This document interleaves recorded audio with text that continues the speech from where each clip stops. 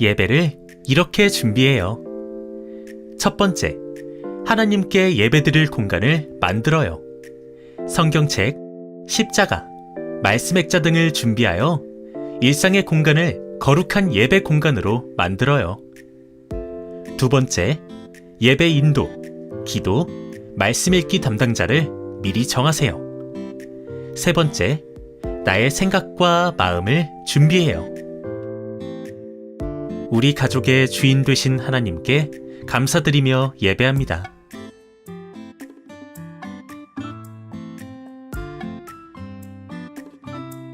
우리 가족을 예배 자리로 불러주신 하나님께 감사하며 화면의 기도를 함께 드려요.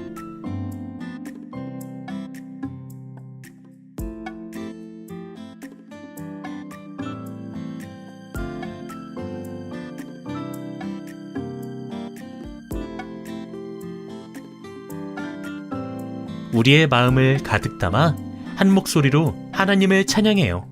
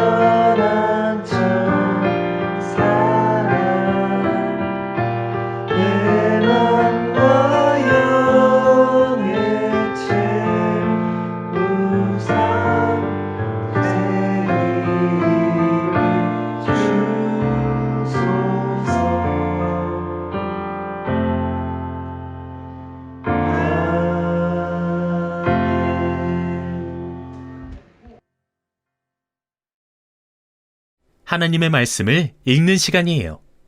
오늘 우리 가족에게 주시는 하나님의 말씀을 기대하며 한 목소리로 또박또박 읽어봐요.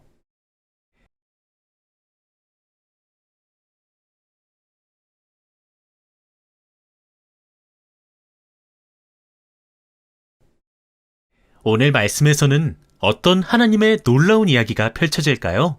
귀를 쫑긋, 마음을 활짝 열고 성경 이야기를 들어봐요.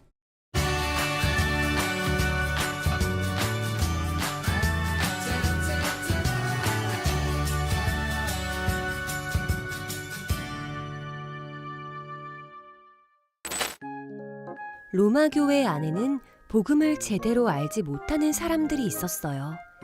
예수님을 믿는 사람들끼리 서로 고발하기도 하고 죄인이라고 손가락질하며 정죄하기도 했어요. 그리고 하나님의 사랑을 믿지 못하는 사람들도 있었지요. 바울은 이런 로마 교회의 사람들에게 하나님의 사랑이 얼마나 놀랍고 큰지를 알려주기 위해 편지를 썼어요. 우리는 하나님과 우리 사이를 방해하는 것들 앞에서 쉽게 시험에 빠지고 실망하기도 해요. 그리고 아직 일어나지도 않은 일들에 대해 미리 걱정부터 하지요. 하지만 하나님께서는 우리와 하나님 사이를 절대 끊어지지 않는 사랑의 줄로 묶어주셨어요. 이 줄은 어떤 것으로도 우리를 하나님으로부터 끊어낼 수 없는 사랑의 줄이에요. 우리는 변하지 않는 사랑으로 우리와 함께 하시며 지켜주시는 하나님을 믿고 하나님께 감사드려요. 예수님을 믿지 않았던 바울은 율법을 따라 예수님을 믿는 사람들을 핍박하러 다녔습니다. 그러던 중 극적으로 예수님을 만나고 완전히 새로운 사람으로 변했습니다. 그 이후 바울은 이전에 가치 있게 생각했던 모든 것을 배설물이라 여길 정도로 새로운 사람이 되었습니다. 율법이 아닌 하나님의 그 사랑의 법으로 사는 사람으로 바뀌게 되었지요. 변화된 바울은 복음을 모르는 곳, 전혀 환영받지 못하는 곳들까지 찾아다니며 복음을 전했습니다. 그러면서 숱한 박해와 죽음의 위기를 겪고 멸시와 천대를 당했습니다. 그럼에도 불구하고 바울은 예수님을 위해 목숨도 아끼지 않았습니다. 이러한 바울을 보며 우리 또한 이 세상에서 무엇을 가장 중요하게 생각하며 살아야 할지 다시 생각해 보게 됩니다. 이렇게 바울이 꿋꿋하게 거칠고 험한 전도자의 길을 갈 수 있었던 동력은 바로 하나님의 사랑이었습니다. 하나님은 바울의 일생에 넘치는 사랑을 부어주시며 언제나 그가 다시 일어나 힘을 주시고 소망이 되어 주셨습니다. 바울은 도살당할 양같이 여김을 받는 중에도 오직 우리를 사랑하시는 하나님이 계셔서 넉넉히 이길 수 있었다고 말합니다.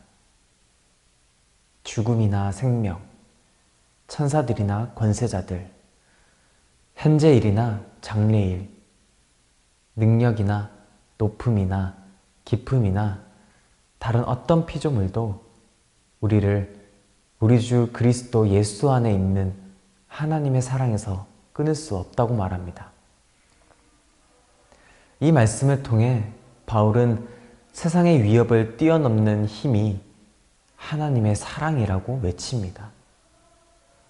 동일한 하나님의 사랑을 받는 우리도 바울처럼 살아도 주를 위하여, 죽어도 주를 위하여 살아가는 믿음의 삶을 살 수 있기를 소망합니다. 하나님께서는 우리 가족에게 어떤 말씀의 은혜를 부어주셨나요? 잠깐 영상을 정지하고 질문을 읽고 가족들과 함께 이야기 나누어 보세요.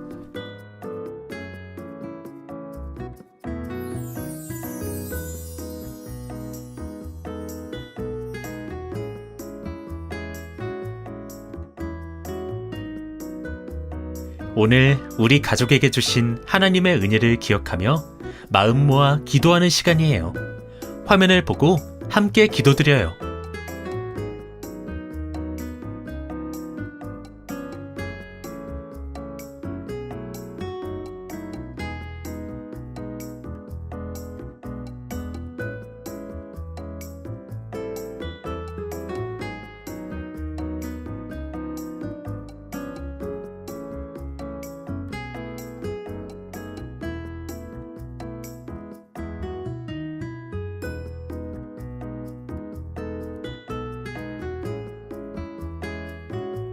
다 같이 예수님이 가르쳐 주신 기도를 드리며 가정 예배를 마치겠습니다. 하늘에 계신 우리 아버지, 아버지의 이름을 거룩하게 하시며 아버지의 나라가 오게 하시며 아버지의 뜻이 하늘에서와 같이 땅에서도 이루어지게 하소서. 오늘 우리에게 일용할 양식을 주시고 우리가 우리에게 잘못한 사람을 용서하여 준 것 같이 우리 죄를 용서하여 주시고 우리를 시험에 빠지지 않게 하시고 악에서 구하소서. 나라와 권능과 영광이 영원히 아버지의 것입니다. 아멘.